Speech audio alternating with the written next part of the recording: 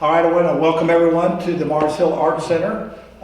This is John and Lisa Schmitz, our owners operators of this fine establishment, and we are proud to host this event tonight. This is the District 97 House of Representatives Town Hall Forum.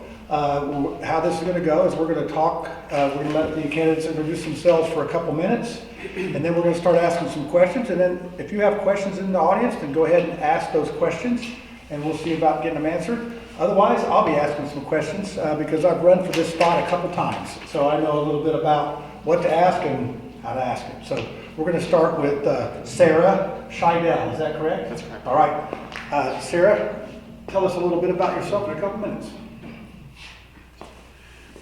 Hello everyone, my name is Sarah Shydale. I'm a up-and-coming young Democrat at 23 years old, trying to challenge a 12-year-long running incumbent.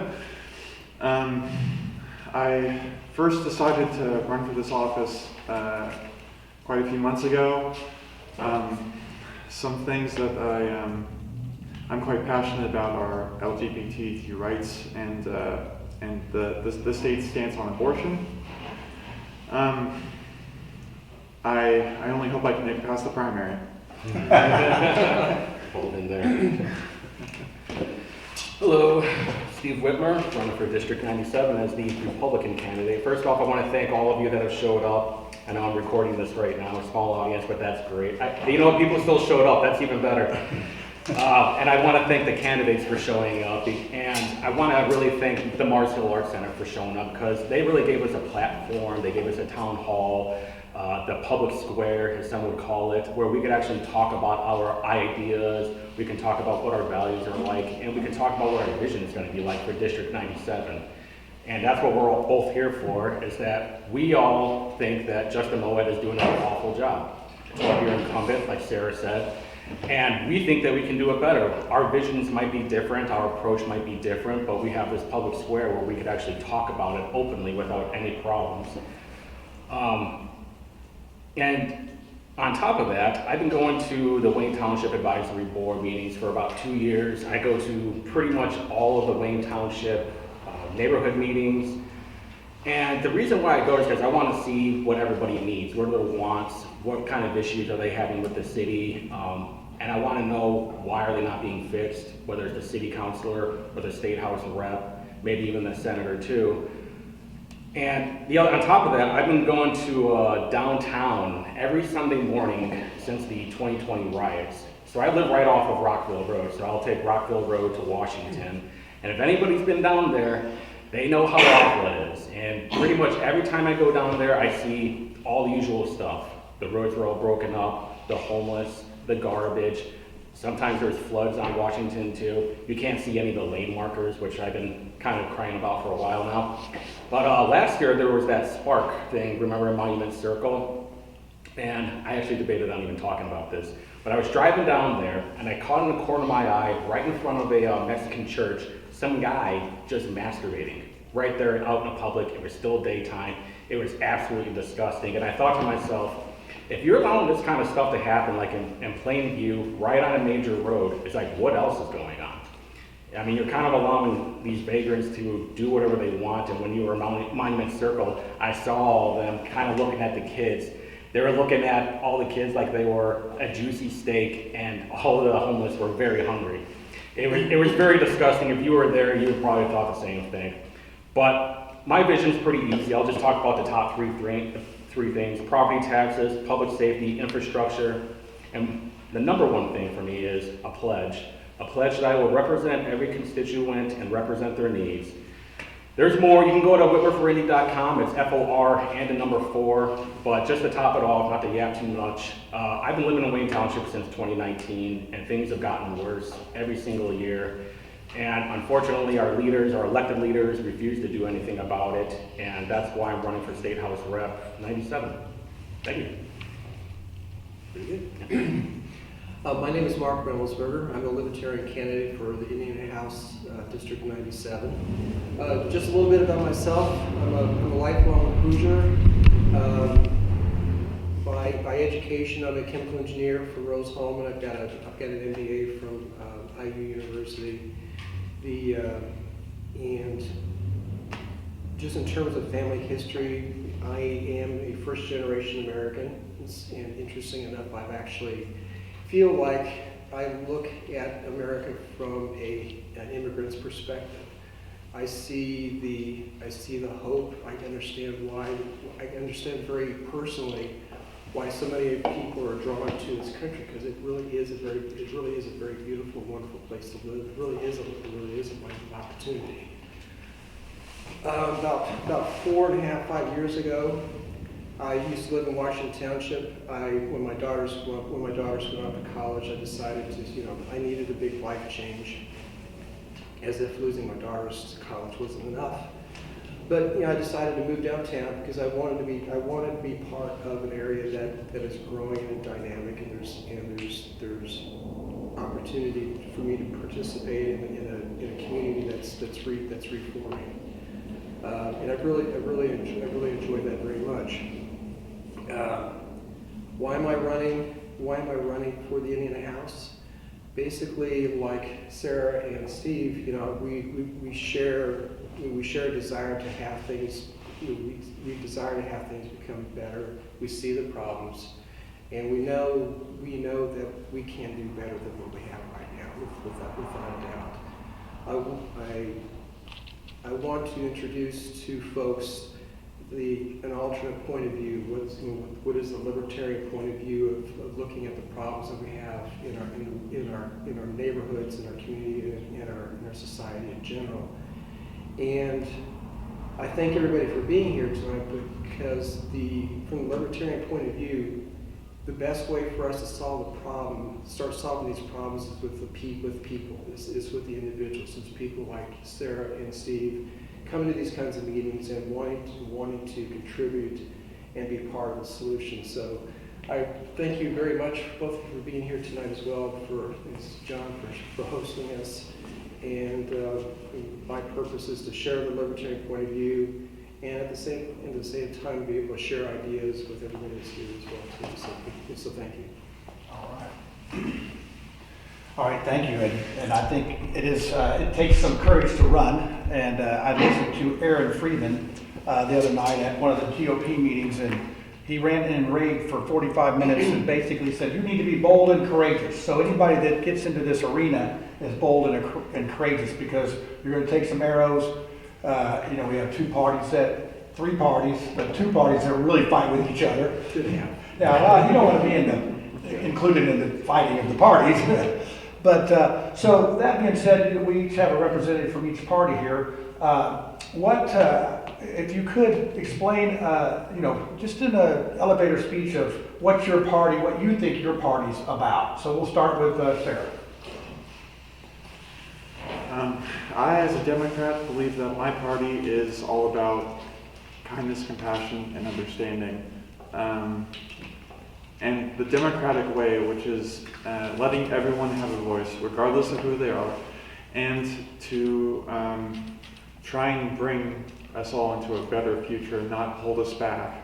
Because when progress has been stalled enough, it is no longer conservation, it is stagnation. And you can't live in the past forever, which is why Democrats are so, I wouldn't say always, not always morally correct, but we have everyone's best interest at heart, and we want to do our very best to make sure that the world is a better place. And that includes Indiana, and Indianapolis by extension, which is a blue island in the Red Sea. Of course, also taking into account the United States level congressional deadlock that we often run into, where it's been cited that this congressional session, I forget exactly which number, has been quite literally the least productive congressional session ever recorded in U.S. history, mainly because of Republican fear-mongering and Republican stalling and going after issues that do not need to be solved, or rather looking for an answer to an issue that doesn't exist. And I believe that's what our party stands for. That's a great question, actually. I had to think I like about to start out that. with the good, yeah. Yeah, it's like because I don't represent the entire Republican Party. I think all of our parties have some kind of spectrum to them, and like where do we fall on that? So for me, it'd be more like a paleo-conservative. Well, you know, just let me paint my shed without having to get a permit for it, kind of deal. I mean, I think if there was ever like a If you do it at night, you can do that. yeah, okay? as long as I don't keep it. But it hurt for me. It's only a crime to get caught. So, I think for me, it was just, you know, and I can't speak for the entire party, but it's more or less government involved with your life. And, you know, I've been struggling with this for the last few weeks, if not for the last few years of, well, what does that mean exactly? Because I want to be able to do what I want to do, but also there needs to be a moral line to it. And we can talk about the culture issues, whether it's abortion or gun rights, because those seems to be the only top two. But when just in my own backyard, I had a bunch of trees that fell, and I'm just kind of relating this right now. I had a bunch of trees that fell, IPL cut them up, but they gave me a door hanger that said, hey, we got these things off the power lines so you don't get fried like a hot dog, but the rest of the trees are on your own. I was like, yeah, that's how it should be. I should be able to just be independent. Let me worry about me, let less government have to worry about everybody else. Because I think at this point where we are in 2024, people rely so much on the government as a safety net. But what would happen if we took away that safety net? Would they strive to get better, or would they fall? And I think what I would say is you can't save everybody. That might be hard. People won't like that answer, but I've always found out that the more stress that you have, the more you'll rise to the occasion. And I think we should all strive to be that way. So. He's back like a libertarian a little bit there, didn't he, Mark? That's a funny story, actually.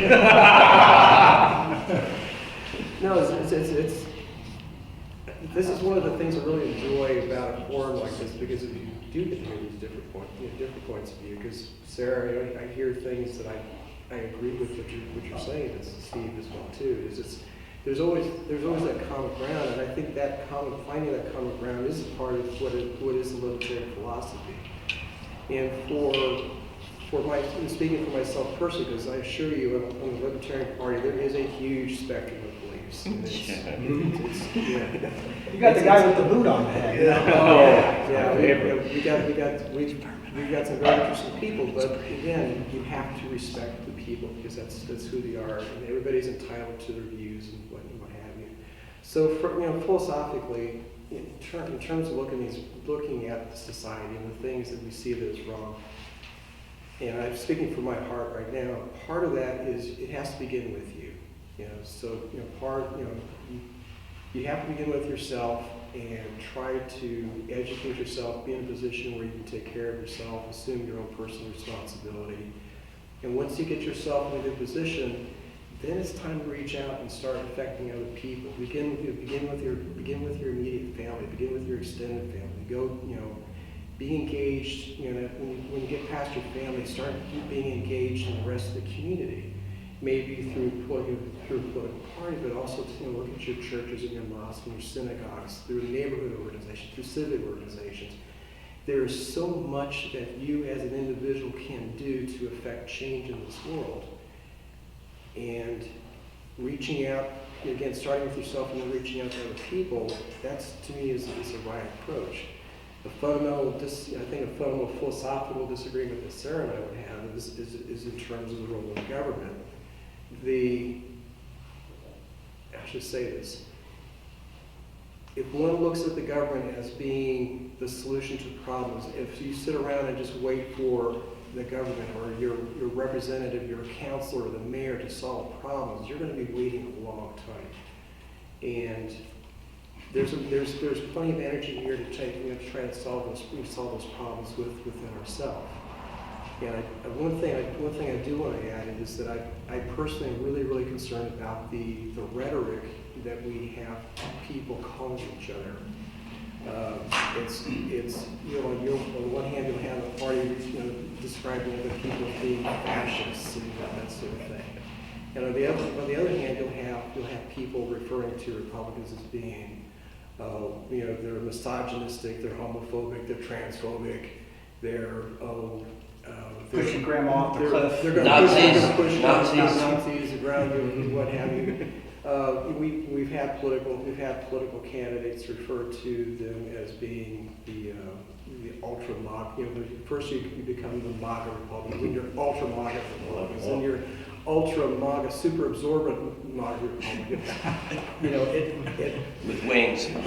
So just to conclude, one of the reasons that concerns me so much, because if you start looking at people, if you start dehumanizing people, and you start characterizing them by these names, now you don't look. Now you can take. You're not looking at them as your neighbors anymore. You're not looking at them as your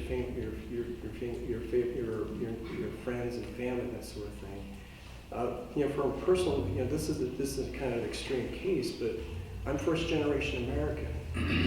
My parents immigrated over here from Germany, and I think my family has experienced personally what happens to society when you start dehumanizing other people, and it's not a good place to go. So when I hear the name calling that goes on, that's got to stop, and that name calling, that's stopping that begins with us, and then holding our own leaders accountable. So thank you. All right. All right, so we're going to flash forward to next November, or next session, which I believe starts in January. That's going to be a budget year. It's important. So, you'll have a legislative assistant help you write these bills and whatnot. They'll have rules, and they'll say, some years they'll let you write 10 bills. Some years they let you write 5. Now, your opponent, he wrote 5 bills, but none of them got out of committee. I just want you to name one bill. What's your most important bill that you'd like to see get across the line? Because a lot of times you can write 10 bills, and if you're lucky, they'll hear those and they'll get out of committee. So we're going to start with Mark this time. So what would be your first bill? If you're king of District 97, what would be your first bill? King of 97. Libertarian king. It's hard. I've got like 8. I've got 8 number 1 priorities in my mind, but I think probably. Oh gosh, I hate to choose. So one that's pretty important is addressing the cost of education. And let's take a look at the cost of post-secondary education, sending a kid to IU, Purdue, or Ball State. Rough numbers. You're looking at $25,000 a year. And in my mind, there's a lot of behaviors that have all managed to come together that are affecting the cost of education. How many people remember the Occupy Wall Street movement? For about 10, 15 years ago. So what really ended up happening there is that you had a lot of students who had spent buku tons of money to get a wonderful education, you get a BS or MS from your favorite education institution. So you've got student loan debt of $100,000, $200,000, $300,000, and then lo and behold, you find out you can't get a job. So the first reaction was, well, I can't pay back my loans, and it's unfair for me to have to do that, and so that's the banker's fault. Well, whose fault was it really? One is, frankly, you made some bad decisions. You ended up borrowing a ton of money and didn't have that, and that expenditure of funds did not justify what you were doing. But at the same time, you had all these university advisors saying, hey, come to my school, look at all the shiny buildings that we've got, and you're going to get a great education and what have you. They're in my mind, in terms of the universities, they ended up selling these kids a bill of goods. The pig in a poke. You're come to us and everything's gonna be wonderful. That's part of the problem. The other part of the problem, frankly, was the federal loan subsidies. And now we're even talking about having the government, quote, forgive. By the way, there is no forgiveness of student loans. Somebody else is going to pay for it. Transfer. It's a transfer. Somebody else is going to pay the bill. and where's the fairness in that? So one of the things that I would like, one of the things I would like to have is the state of Indiana start holding accountable the university administrations, especially the board of trustees. Who are you really serving? And I feel very comfortable, issuing a mandate to the universities that you have got to have full disclosure of where your expenses are. Where are the students' tuition going? Is the student tuition actually going to cover the cost of the tuition for the student, education of the student, or is it going to all the other things that a university does? Not to say that those other things, that the research and that sort of thing that the universities are doing aren't good, but you shouldn't have the university students subsidizing all these other activities. They need to start they need to be held accountable for the expenses of the school. And frankly, we really have to take a look at this whole idea of federal loan backing, because you are distorting the economics of getting a post-secondary education. Is it worth spending $100,000 of somebody else's money? Well, especially if it's somebody else's money. But imagine if you want to go 6 years of education, $150,000, and you want to get a degree in medieval Albanian literature. Dynamite. What are you going to do with that degree besides becoming a barista? And now you're going to ask somebody else to go ahead and pay the bill for you. So again, for me, this is a good example where government interference on the part of the university, on the part of, frankly, compassionate people in the government. Oh, you poor guy, you've got the student loan debt. But what you've done is you've distorted the marketplace entirely. And now you've got people making bad decisions and looking for somebody else to bail you out. I'm an over-haired dude. So when I got my student loans to go to Rose, I had to go to Indiana National Bank. And I had to sign the loan papers myself.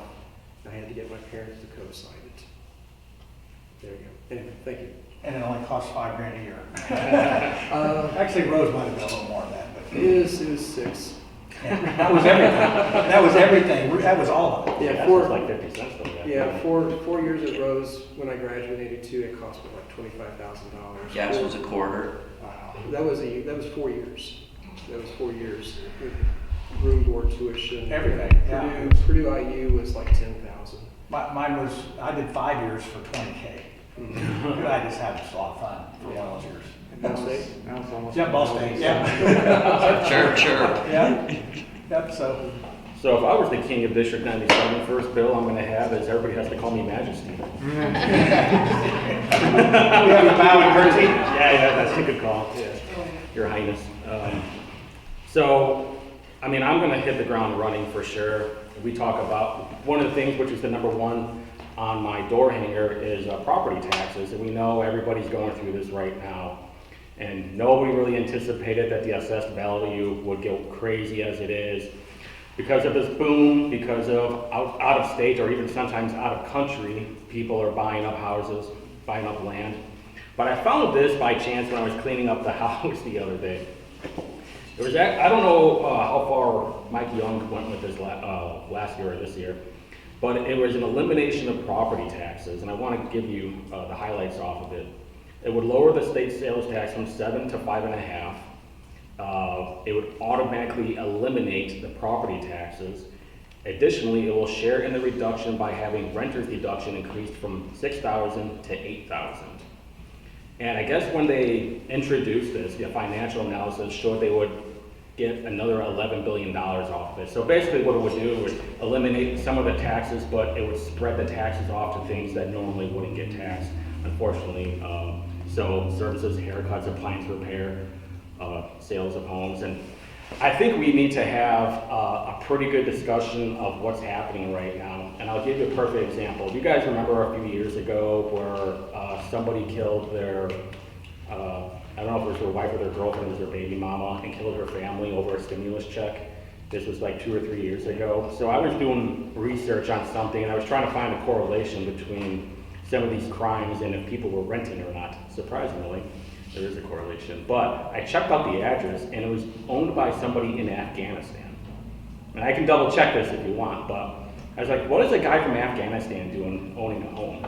And I think we had to have a restriction on who's buying these homes. And you know, as much as you know, we talk about free market, we also have to talk about our community, and we have to talk about, it's like, what do we want for our community, and who do we want taking over some of these homes that don't even live in the States, sometimes don't live in the country. And when you can't get a hold of them, say if there's, you know, squatters or there's a fire, which there's a problem with this in Drexel Gardens right now, where there's all these abandoned homes, squatters are taking over, they're ruining the area,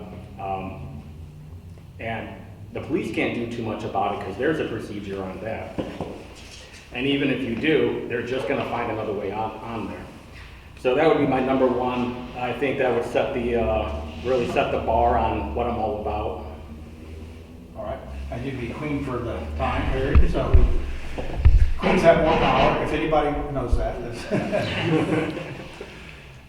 Well, if I was Queen of District 97, besides getting everyone to call me Her Majesty, I would want to address something that I've had a very personal experience with. When I first, well, right now I work for the state. I'm a state accountant, an accountant 3, so to speak. And when I first got this job, I wanted to move out of my parents' house because I was having, up until that point, I was having a lot of money issues and couldn't afford to move out on my own. But when I finally got the money to do so, or so I thought, which was before tax, mind you, $46,000 a year, and I'm rounding up by about $20, I was having genuine trouble finding a reliable and safe place to live within the bounds of Indianapolis, because rent in the city is just positively out of control, and I will say that from personal experience. What I ended up going into was a one-bedroom apartment in a historic building that did not have central air or heat, that had maybe 2 electrical outlets in the entire apartment, was not in the safe part of town, and was more or less falling apart. And it took quite a search to find an apartment like this as it was, because just a block away, you could see it from my window, was a renovated apartment building with slightly more amenities, and slightly more updated appliances and carpeting and whatnot. But they wanted, I believe it was almost twice the amount of rent that the people in the historic building were asking, because I ended up paying $800 a month, including some utilities, in the apartment I ended up moving into. But the other apartment just a block away that I was thinking about moving into was asking for $1,800 a month. $1,800 a month that did not include utilities, did not include parking, and was in the same bad neighborhood that the apartment I ended up moving into was. And that is what I would want to focus on day one, is finding a way to get rent and possibly mortgages, if I could swing it, to a reasonable degree, and trying to enshrine better renters' rights within the state. Because as someone working a full-time job, working 37.5 hours a week, making $46,000 a year, you should not have to live in squalor in a downtown setting. Even if housing is somewhat limited, there is simply no reason in an apartment complex that has dozens to 100 apartment, not blocks, but apartments, individual apartments, there is no reason to charge $1,800 a month for the same amount of space that you're getting a block away in a similar building. And that's what I've been focused on. And I love that, because we have education, we have property taxes, and we have affordable housing, and you guys are passionate about those ideas. And I know that you have other ideas, and I'm sure you're as passionate about those as well. We talk about getting involved and all that, and we talk about getting voters excited. I mean, so from 2018 midterm to 2022 midterm, we lost 80,000 voters in Marion County. And this is a district that's inclusive in Marion County. So, and Wayne Township in particular, the voting turnout here is not very good. This district is controlled pretty much by Center Township. They have more people that vote, a few more people. How do you think you can get people excited to vote? We're going to start with Steve this time, then we'll go to Sarah, and we'll go that way. I'm trying to mix it up. So how are you going to get people excited about this stuff? I mean, people's eyes glaze over when you start talking. So last year, I was getting a walk list for my primary. So I ran for city council last year, and I lost my primary. But I wanted to double check because I wasn't thinking, obviously I put the tinfoil hat on and I want to do a double check because I don't really trust absentee ballots. But with that being said, I wanted to check out the walk list. So it took me 3 FOIA requests to get them, and I actually had to be a little bit more aggressive on the third one. And every time they told me, it's like, oh, it'll be 12 hours and then you'll get it. I was like, all right, so I finally got it on the third try, and they gave me, was like 22,000 people, and by the way, only like 2,000 people had actually voted. And my point is, I started going through it, and a lot of these people had registered to vote, but they actually never voted, but they're counted as registered voters. So I think the numbers are off a little bit. You got people that haven't voted since Obama. There are a couple of new voters, but I think the numbers are actually higher than what they're showing. The voter rolls need to be cleaned up a little bit. But either way, it is spot on. People are very apathetic to voting. Nobody's excited to go out there. And this has been my biggest problem. So side note, I never voted until 2020. I was 36 when I voted for the very first time. And the reason why is because I couldn't relate to anybody. Nobody was speaking up for me. It was always the rich people. It was always the people that were totally out of touch with everything that I was going through. And so when I decided to run, I wanted to connect to those people, the working class, the common folks. Some will call them the peasants. Hey, we're all in this together, you know? I'm talking about all of us. But just to get excited to go out there and have somebody like, oh, this guy gets me. He actually understands what I'm talking about, the issues that I'm having too. He's my neighbor. And I think we just need more of that when it comes to candidates. And I'm really hoping within the next few years that we will be a beacon that normal people can run for office, whether they win or lose is a different story. But you shouldn't be afraid to run for office. Go out there, speak your voice. It actually, I mean, if you look at Larry Vaughn, my man, he has spent $0 and he's ran for mayor a couple of times. So if there's anybody that you want to take examples from, take it from that guy. He's been on the debate stage with Joe Hogsett. So, in my eyes, point blank, the prime thing that we need to do to get people in the voting booths is to first make the next generation of voters understand that their vote counts. Because I will be the first one to say, since I'm again only 23, I am very much in tune with how the youth think and feel. And how the youth think and feel is that they feel like that they have been left behind. They feel like their current representatives that they may not even have gotten a chance to vote for have forgotten about them, or they just don't care what they think. Because a lot of the people who are voted in office here in Indiana, very, very Republican, very conservative-centered, and that is not the feeling that the young voters have. They are consistently, across the board, more and more democratic than their predecessors. And the fact of the matter is that Republicans have done very little in their best interests. Because it seems like whenever there's a headline about a Republican in an article, it is about something bad, something that is not in anyone's best interest. It's reductive, it is not inclusive, it is oftentimes just defamatory and the like. So the best thing that we can do is be the beacons of change and show that not only does your vote matter, but your vote also counts for the vote of others, because the people that you vote in will affect more than just you. They affect your whole community. So you should always vote with the best interest of the heart, and that's what I think that how we get the vote out. Common ground again. Should let you go first. So, how am I gonna, so first of all, I'm gonna get people excited because I'm just such a dynamic kind of guy. I'm gonna go out there and, re-quote the Constitution, things like that. Yeah. I'll quote Walter E. Williams and Thomas Sowell and, Clarence Thomas, and just really get people excited. But, one reality of being a libertarian is I de facto become the protest vote.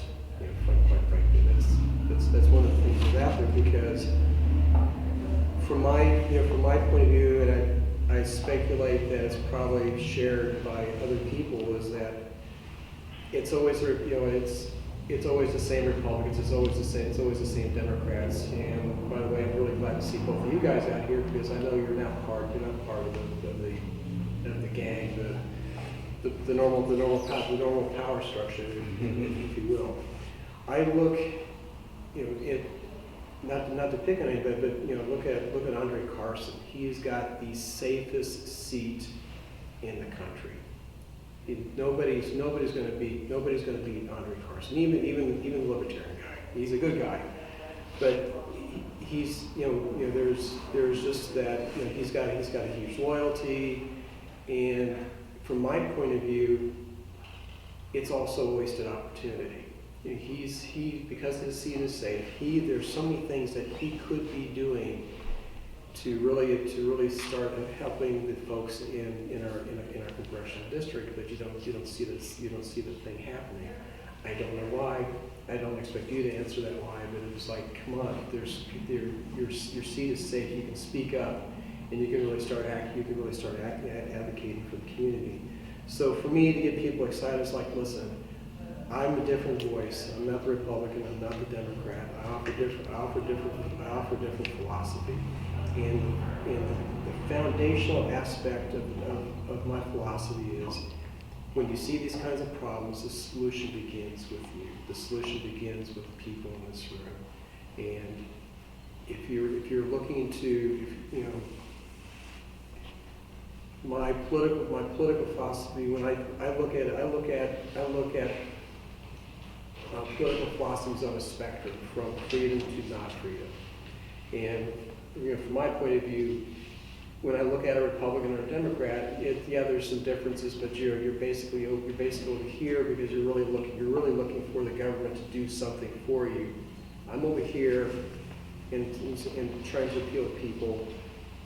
It's what you can do as an individual. It's what you can do as a community, as a group that can start solving problems. And that, by the way, I think is some common ground that you and I have as well too. All right, so if anybody's got any questions, just let me know. I was having you write down the paper, but since there's not a lot of folks here, we'll do it, just if you got a question, just say, hey, I got a question. But now we'll do sort of a little fun question here. TikTok's been in the news. And I listened to Greg Pence the other day, and he was talking about how TikTok is a national threat, and he obviously gets, he gets more intel than we do. And he says, if you see what I see, you wouldn't want to ban TikTok. But now that's a politician. You want to believe a politician. So I just want to hear from you, just a quick yes or no, or maybe a yes in that sentence or whatever. What do you think about banning TikTok? We'll start with Sarah. That's kind of a hard question to answer, just because at the face value, at least from the youth perspective, it just seems like politicians just being mean to young kids again. However, I do understand that TikTok has, or at least theorized to be, a propaganda arm of the Chinese government. So it's very touchy-feely with how that goes. But and not only that, but they're not. The specifics of it is that they're not banning TikTok, so to speak, as making them divest from their Chinese holdings, which is a very important distinction to make. If they do that, then I see absolutely no reason why TikTok can remain unbanned in the first place.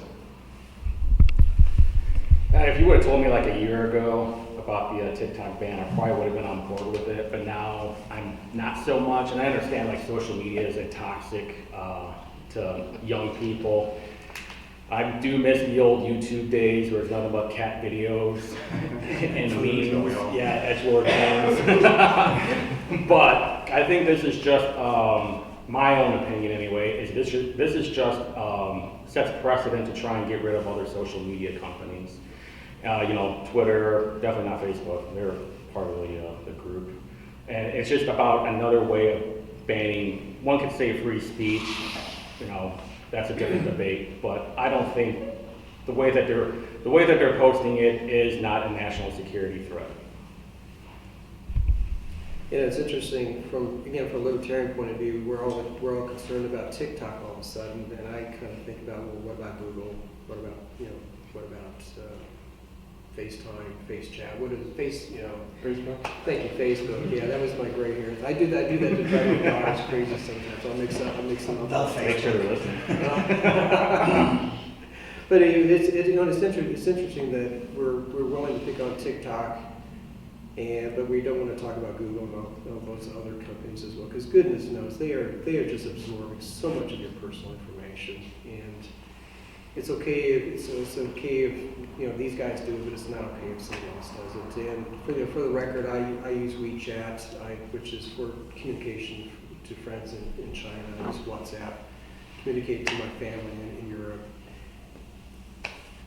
Those types of things are honored. As a libertarian, the idea of the government coming in to interfere with communication, that concerns me. I'm more concerned about the privacy rights, regardless who it is. Just as an interesting thing, how many here know about the case of Murphy versus Missouri? Wasn't that a TV show in the 80s? So nobody's familiar with that. So that is a case right now. See, I'm a geek. I'm a libertarian. This is just who I am. But it's actually a case right now that's being argued before the Supreme Court as we speak.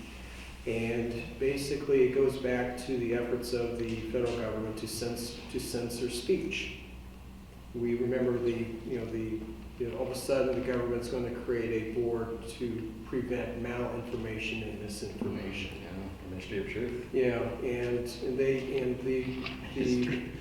you had the administration very actively going to social media companies and say, hey, you need to suppress this information because it's bad. And you actually have the federal government right now, our Department of Justice, arguing before the Supreme Court that the government does have a right to suppress free speech. Does anybody remember what the words of the First Amendment are? Yeah, thou shalt, you're not supposed to be doing those things. But the fact is that it's extremely well documented that federal officials went to these social media companies and said, hey, you got a really nice social media company. It sure be a darn bad thing if something bad happened to it. So they used intimidation to force people to suppress news. That's, to me, is the type of thing that we should really be talking about. I look at TikTok as being a distraction. The real issue is us being able to protect our fundamental liberties. All right, that's sort of a transparency sort of a question, and that's one of the things that we hear a lot in government is, I want to see transparency. I mean, sometimes what you don't know won't hurt you, but for the most part, you hear a lot of people that have no trust in there. And I do want to take a moment here to thank the media for being here. The Mirror, they are a publication here for Indianapolis area, or Just Indianapolis, we're a new not nonprofit newsroom. just Indianapolis, Just Indianapolis.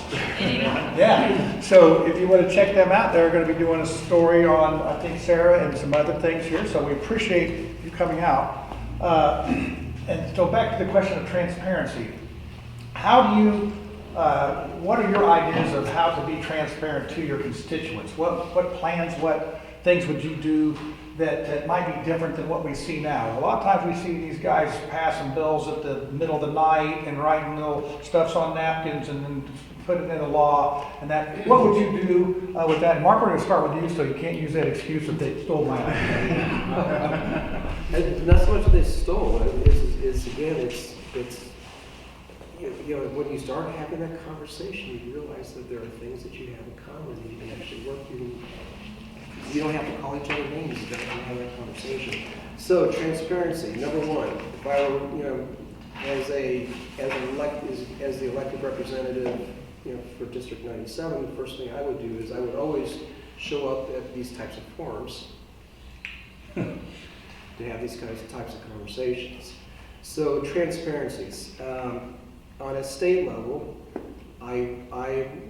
one aspect would be the notion of public-private partnerships. There's all kinds of public-private partnerships that are being developed right now, and you really don't know what is in these bills. It was interesting that if you took a look at Holcomb's legislative agenda for this past session, if you read the PowerPoint, he talked about public-private partnerships and what the administration is doing to bring in new companies.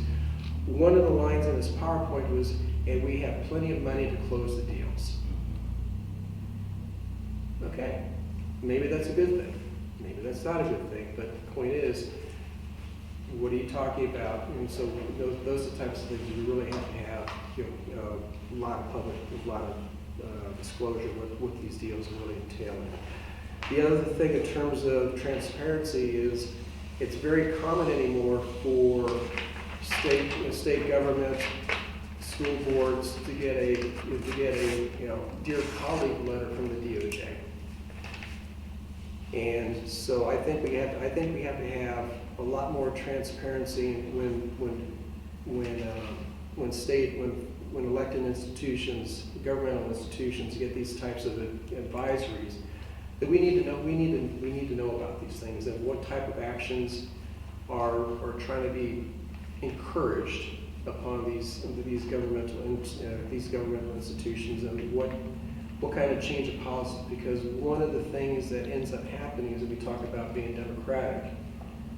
If you've got somebody trying to force an agenda onto a district or school district, what have you, now you just in essence have just bypassed the people. You weakened my vote. Why bother voting for a school board when policies are going to be forced upon you? Another issue of that is federal mandates. So if you want to get these federal funds, here are the things that you need to do to qualify for those federal funds. And that is really, that hits very hard on universities as well too. You know, if you want to have your students be able to get student loans, well, here are requirements for you to meet in order to, you're writing this down on that.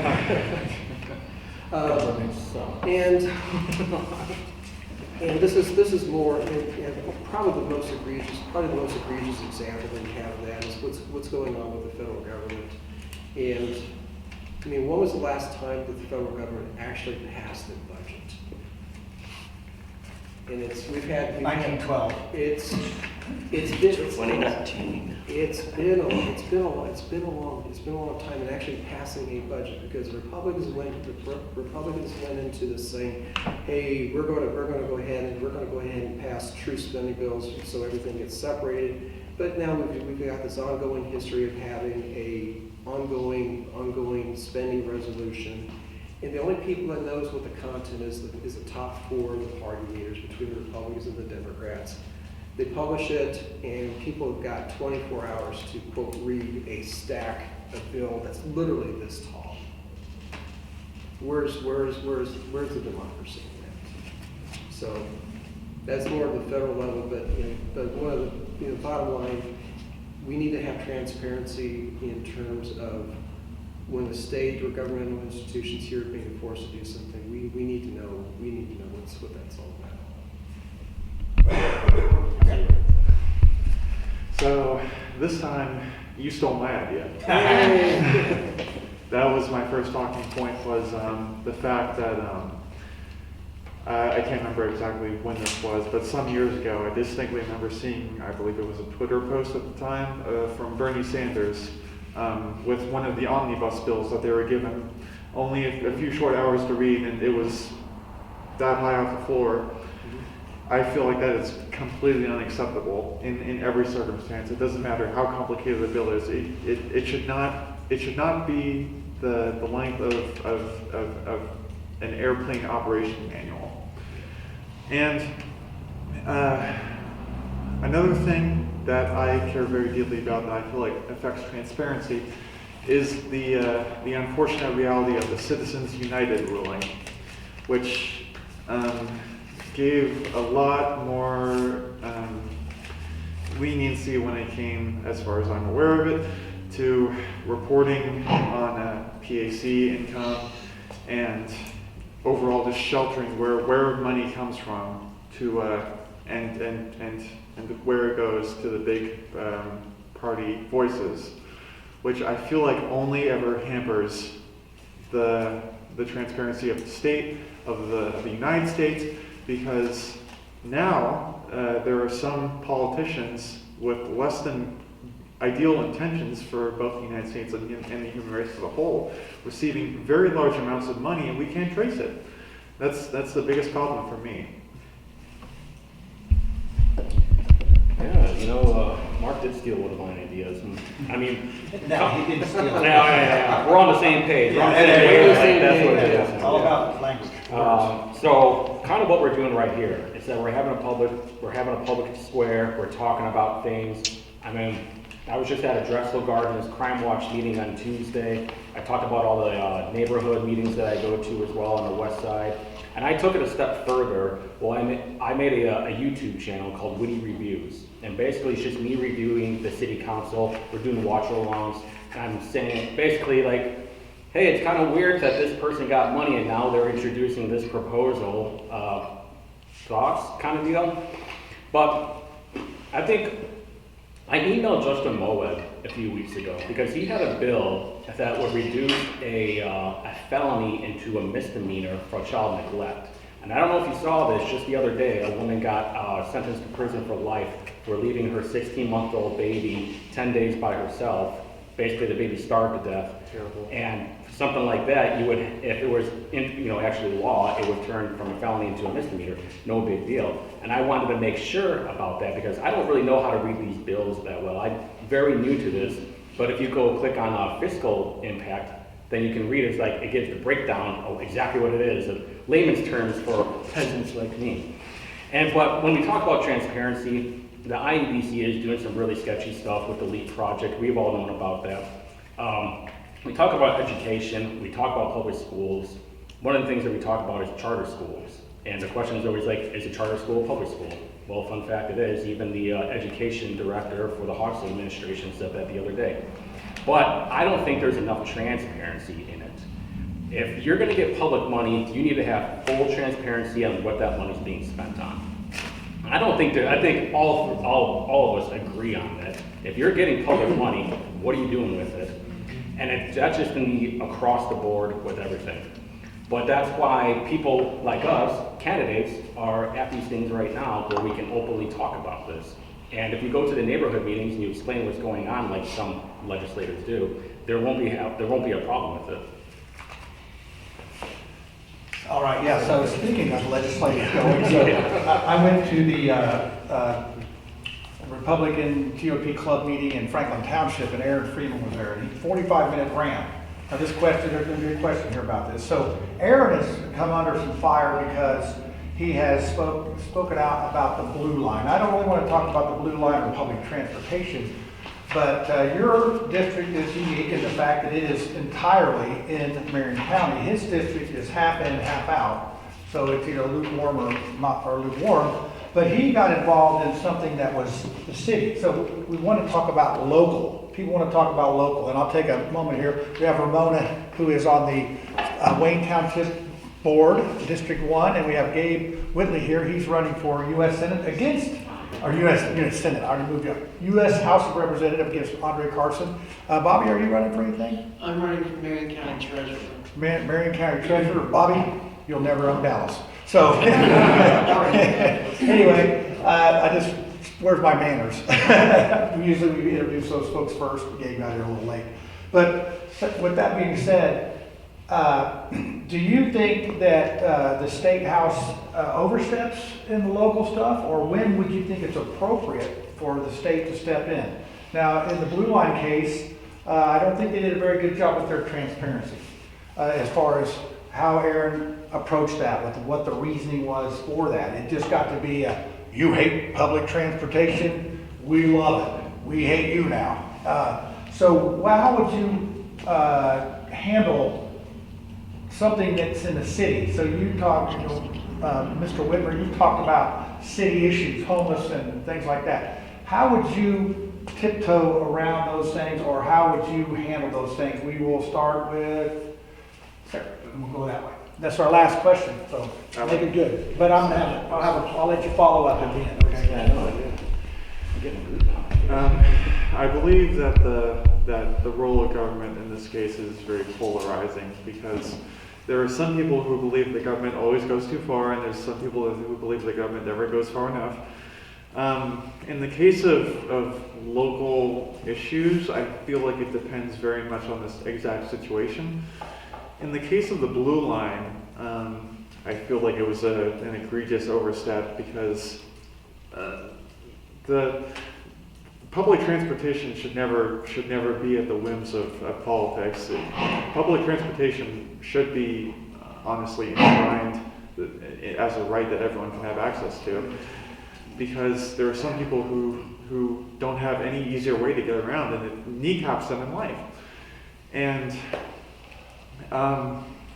in the case of small and big government, though, it's hard to say on just one issue, because, like I said before, there are some people who think that they always go too far, and there's some people who think that they never go far enough.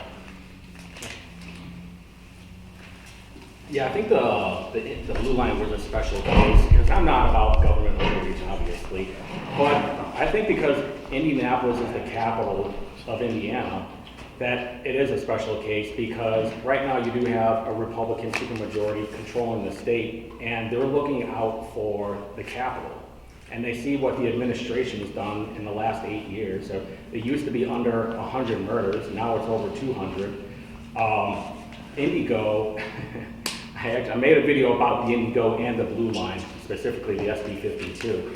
And I really started noticing around me, because I have a bus that goes down Rockville, of like how empty it was all the time. And my thought was, well, why don't we just put short buses instead of the 50-foot buses, that you get a different license, you can, it'll be less gas, less maintenance. But when I started going through the salaries of everybody, the Inez Evans, who was once the CEO of Indigo, was making $375,000 a year. Yeah, it's crazy, right? You should really go on to govsalaries.com one time and start looking around that stuff. It'll make you sick to your stomach. But this was another thing where the marketing from the GOP wasn't that great, because they were saying that we're, obviously on the left, they were saying that, the Republicans are against public transportation. And in my opinion, it was more about accountability. It's like, what's this money being spent on? And when we're talking about transparency, we also have to be accountable for what the money's being spent on. And it's like, do you really deserve $375,000 a year? Do you really deserve X amount for your pay? Does it of public money? And what are you spending that money on? So I think there are times, like Sarah said, there are times where the government does need to step in a little bit and start asking questions for accountability, for transparency, and Blue Line was just that case at that time. Yeah, it's an interesting question that one can take a couple of different ways. On the higher level, certainly there are,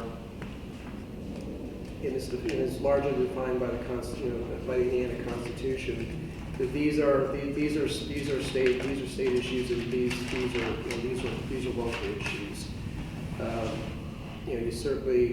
You certainly don't want to be in a situation just because you're doing something legal in Marion County, then you cross into Johnson County, and all of a sudden you're at risk for arrest for gun crime or possession, or just who you're with, whatever. On the question of the blue line, that's, there is a larger question of public transportation, because there really are people who are in need of that. What I find interesting is just when you look at a government entity trying to solve these kinds of problems. One is, again, going back to the education example, it's very common for the government trying to solve a problem that they themselves actually created. Irony of ironies. And so, here you are doing that. I see, the public, and yes, Indianapolis is in a unique position because in many respects, Central Township in particular is almost like the District of Columbia. It's really dominated by state government and those types of entities. So there's at least within the Center Township, there's that question. But I look at the question of public transportation that there probably is a different approach. We spent over $100 million making all just to get the red line in place, and that in addition to the electric buses, it was just modifying the streets, putting in these bus stops and everything else. It's $100 million, and where's the ridership? The ridership is nowhere near as promised. So I would suggest. There's in terms of that situation, there's got to be a better approach, because this one's certainly failing. I've traveled to Europe a lot, and when you go to cities like Berlin and Amsterdam and Munich and Shanghai and Beijing, there's public transportation, and of course one of the obvious things is the population density is a lot more there than there is here. By the way, Stop 11 Road. If you're familiar with this Stop 11 Road, that actually was Stop 11 on the old trains. You say Stop 10, Stop 11. We also call it Perry Meridian.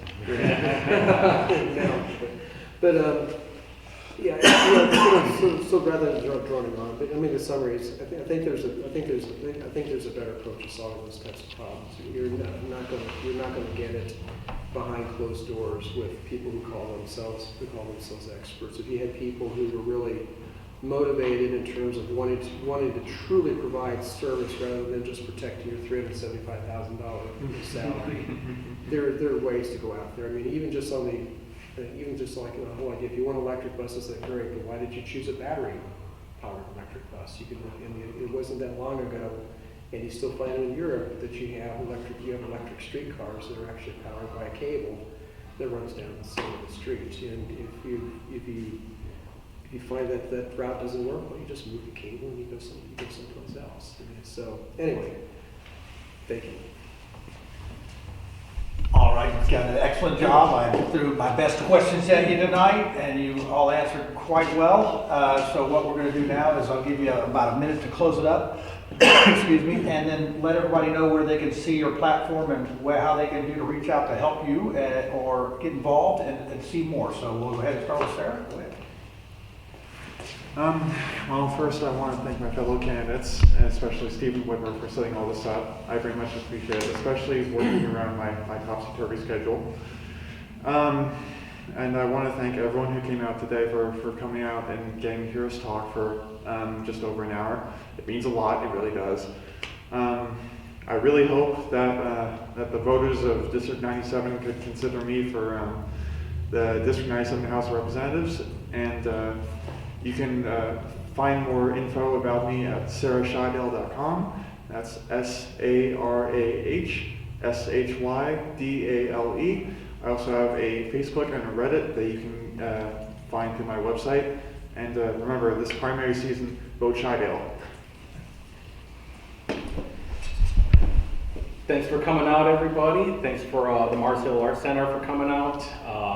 I'm having a blast.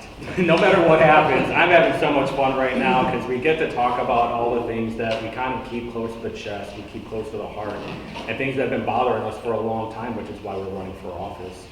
I will be having, I do have a website, Whitmer4Indy.com. I will have more videos on there explaining my position on certain subjects, but just stay tuned. You can catch me on Facebook. I think it's Whitmer House 97 on there, but just type my name on, you guys will find it. And thank you both for being here tonight. Thank you for hosting this event. So my closing comments is, please note that I, as the Libertarian, did not waver on my pocket constitution that I carried with me all the time. No boot on your head. You should maybe try that if Yeah. you Well, thank you. So I can read yours, I can sign yours later or something. He's got it memorized, don't let him kid you. But it truly is heartwarming just to see folks here, and for the folks who's going to be watching online later. Thank you for taking the time to do that this evening as well. I want to close by just saying that in terms of the problems, again, the answer truly begins with each of us as individuals, and that is, that really is where we can start. Just so open your hearts, open your minds, talk to folks. You saw we had a wonderful, pleasant conversation this evening, and that kind of thing can be replicated all across the state of Indiana. So I want to have that. And to get more information about myself, obviously it's very easy to spell Renholzberger. You just sound it out. Household name. Yeah, it's a household name. It's very common. It's very common name in Bavaria. But I'm on Facebook, and I'm looking forward to continuing the campaign. I will be on the ballot in November. I wish both of you best of luck in getting, make sure you're on the ballot as well. So maybe we can have these conversations again. Yeah, maybe. All right, I want to thank you guys for coming out, and thanking all you for coming out. And we can stay and mingle a little bit and talk to the candidates and ask them some personal questions, kick them in the shin, give them $20, whatever it takes. Do that. So thanks a lot. This will conclude the official part of the program, and thanks for coming out. Cool.